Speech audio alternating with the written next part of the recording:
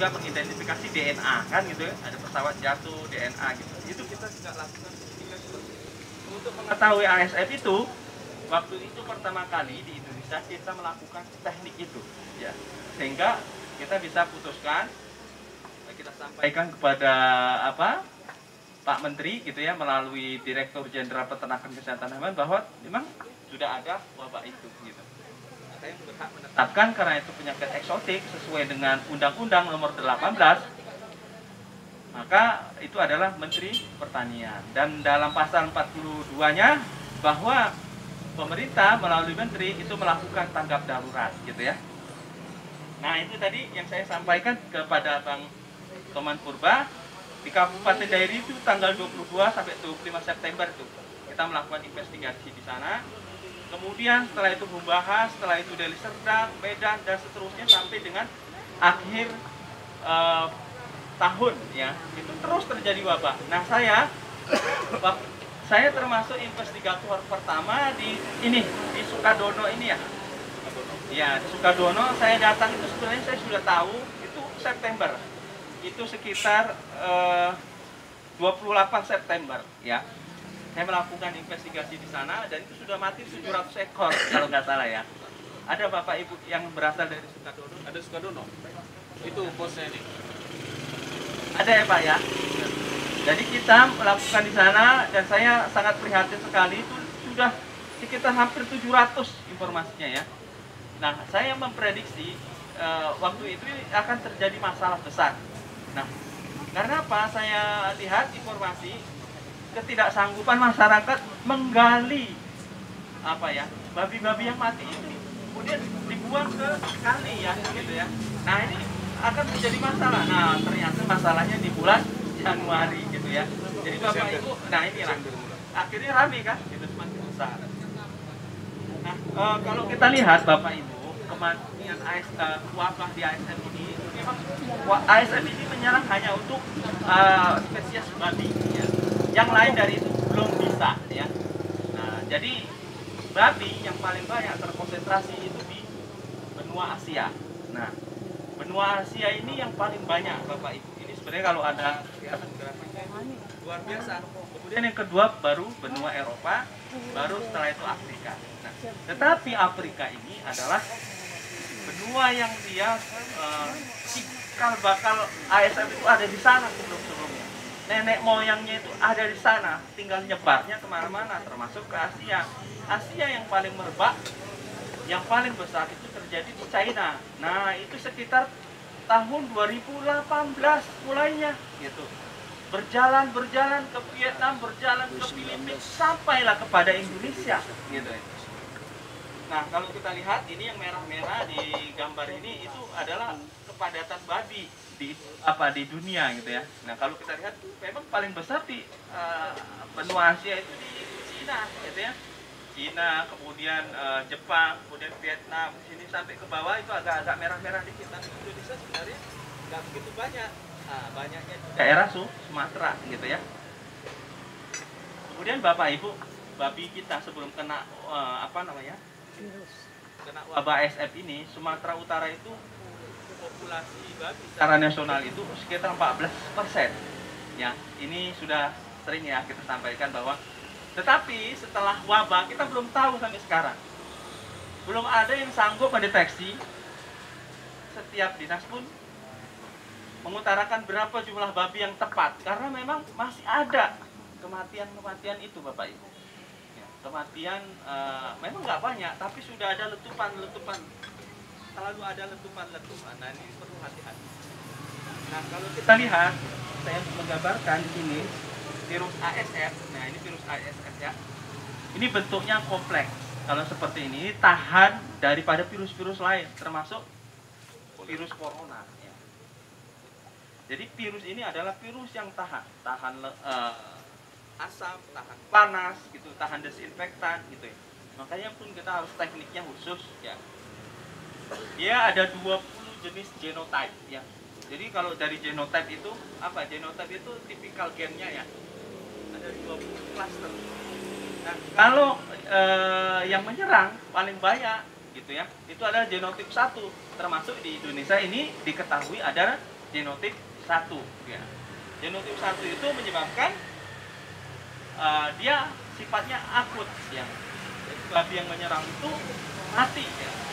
Kebanyakan pasti mati. Bisa dikatakan 100%, tetapi ada juga yang memang survive, ditemukan di lapangan. Nah, babi yang survive ini nanti ceritanya ini bersambung ya.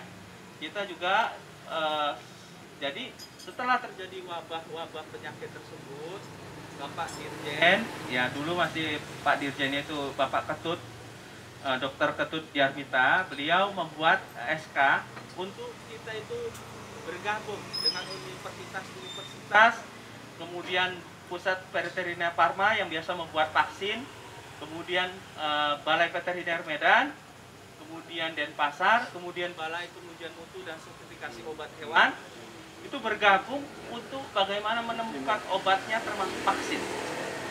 Maka tim kita itu mulai bekerja ya. Mulai bekerja sekitar tahun 2020 ya. 2020 awal kita sudah mulai masuk fase penataan. Jadi wabah itu sudah masih merebak gitu ya. 2019, 2020 Maret itu kita sudah mulai membuat prototip vaksin dengan prof kita yang ada di Bali, Prof Mahardika itu ya. Ini sudah ketemu prototip gennya, sudah dipotong-potong, sudah buat rekombinan, dan kita cobakan sampai dengan bulan Juni. Dan kita uji di bulan Juni itu dia menghasilkan kekebalan ya. Tetapi pas waktu kita tes, kita challenge kita tantang dengan virus yang merebak di lapangan. Nah, waktu itu kita melakukan tantang virus itu di Sergei ya Bapak Ibu ya. Di situ ada peternak yang bermitra dengan kita. Nah, itu tapi ternyata gagal di situ. Jadi fase 1 gagal. Walaupun dia ada antibodinya. Kita tidak tahu. Pakar-pakar yang antar universitas, profesor itu juga bingung. Kenapa ini? Kemudian selanjutnya kita akan membuat prototip generasi yang kedua melalui vaksin namanya pakai vektor adenovirus gitu. Ini sebenarnya Bapak Ibu pasti nggak nyambung ya, tapi saya informasikan saja. Jadi sekarang masih tahap selanjutnya, tetapi tidak terkomersialisasi, tidak terekspos. Ini hanya percobaan oleh Prof tersebut. Nah, percobaan lainnya karena babi tadi ada survei faktanya di masyarakat, benar nggak Bapak Ibu? Ada ya. Nah, maka kita berpikir ini kayak sekarang ini COVID ya, COVID-19 itu ada donor serum konvalesen katanya kan. Donor serum orang yang sembuh itu bisa diambil serumnya, kemudian disuntikkan dengan teknologi tertentu, itu bisa jadi obat bagi yang terkena COVID gitu ya. Maka kita coba lakukan itu Bapak Ibu. Nah, kita mencoba melakukan itu dan sebenarnya hasilnya cukup menggembirakan ya. Ada survei 60% ya. Survive 60% hidup dari total populasi yang kita coba, kemudian kita suntikan itu serum konvalesen, langsung kita tantang pakai virus, dia survive hidup ya. 60% dari total yang kita tantang. Jadi ini sebenarnya masih dalam kajian terus ya, kita doakan saja, mana tahu ini bisa dicobakan. Kalau seandainya ini bisa dicobakan, ini ada sebuah kegembiraan bagi kita gitu ya. Kegembiraan bagi kita, bisa kita beternak lagi nanti dengan aman dan nyaman gitu ya. Jadi Bapak Ibu yang Bapak Ibu perlu ketahui bahwa babi yang biasa terkena ASF itu yang memang nggak kebal itu adalah babi domestik atau babi peliharaan. Tetapi babi hutan ya itu lebih kebal. Memang di jurnal-jurnal ilmiah mengatakan bahwa babi yang dia sifatnya kayak warthog, bushpig gitu ya, kemudian baru dia turun ke feral pig gitu ya, atau babi liar. Nah, itu lebih agak rentan lagi. Tapi yang babi domestik yang dipelihara di rumahan itu dia kena lebih rentan, karena begitu kena dengan tipe genotip 1 yang dia akut pasti mati gitu. Nah, kalau alur transmisinya Bapak itu biasanya babi itu memang kalau di Afrika tadi cikal bakalan di Afrika itu babi itu ada di hutan ya. Jadi mati tidak terkendali gitu ya. Akhirnya sampai menular ke babi ke masyarakat ya. Babi masyarakat akhirnya kena mati gitu. Begitu juga babi masyarakat sudah kena itu dipotong sembarangan ya, dikonsumsi, dibuang lagi sisa-sisa itunya ke pekarangan gitu ya. Atau babi mati itu dikubur jadi pupuk. Nah, dan sebagainya gitu. Akhirnya itu karena tingkat survive dari virus ini kuat, itu bisa nular lagi. Ya, babi yang mati tadi di kebun terkontaminasi oleh jagung, jagungnya itu dibuat pakan babi, merebak lagi. Sebelum mati dipotong sama masyarakat, dikonsumsi, buang sembarangan, dimakan babi, babi yang makan mati. Akhirnya terus rantai itu bergulir. Sehingga ini bagaimana kita bisa mengantisipasinya?